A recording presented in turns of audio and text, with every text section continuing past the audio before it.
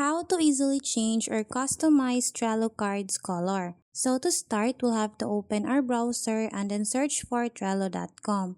After that, simply log into your account. Once logged in, tap on this boards option.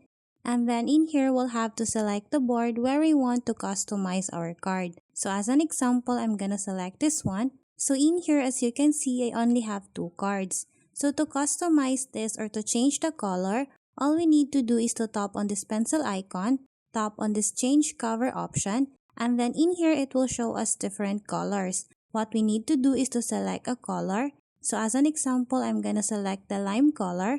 After that, make sure to select this option and then tap on the save option. And as you can see, it automatically changed the color of the card. And then after that, I'm also gonna change the color of this card.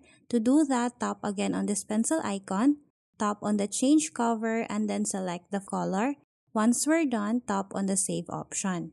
So that's how easy we can change Trello card colors. Thanks for watching, and if you find this video helpful, please don't forget to subscribe, hit the like button, and then the notification bell so you won't miss any of our future videos. See you on the next one!